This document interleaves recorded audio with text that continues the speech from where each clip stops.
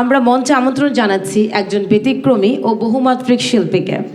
তিনি বাংলাদেশের একজন প্রখ্যাত জাদুশিল্পী, দক্ষ বাঁশিবাদক ও চিত্রশিল্পী, যিনি তার সৃজনশীলতা ও শিল্পচর্চার মাধ্যমে দেশ ও দেশের বাইরেও সুনাম অর্জন করেছেন।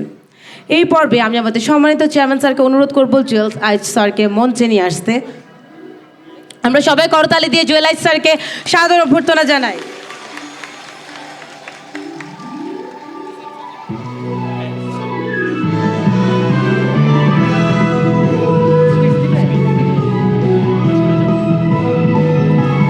আমরা জুয়েল আইচ স্যারকে অনুরোধ করছি আমাদের আজকের অনুষ্ঠান নিয়ে কিছু মূল্যবান বক্তব্য বলার জন্য।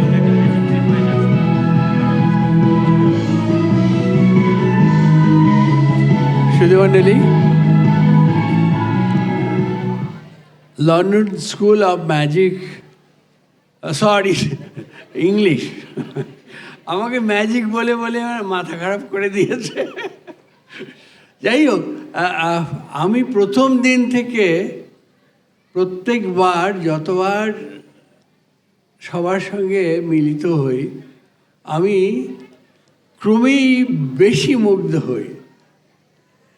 এবারও তার ব্যতিক্রম নয়। তো এবারে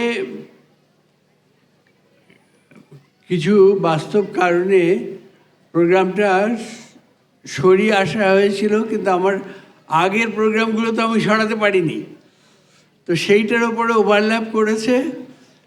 তো আমাকে বেশি সময় আর এখানে থাকা সম্ভব নয়। আমি শুধু একটা কথাই বলবো, যেটা সবসময় বলে থাকি, সেটা হচ্ছে যে মানুষ তার আশার সমান সুন্দর, বিশ্বাসের সমান বড়, আর কাজের সমান সফল।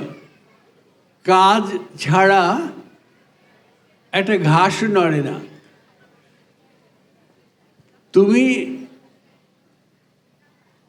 তুমি বলছি এই জন্যে, এখানে ছাত্রীরা সবাই, তুমি তোমার জীবনের যতটুকু সময় আছে সেই সময়টুকুকে কাজে লাগিয়ে যাও, দেখবে যে তোমার সমস্ত আশা পূর্ণ হয়ে গেছে। আমাকে এখানে ডেকে আনার জন্যে আমি খুব গৌরব বোধ করছি।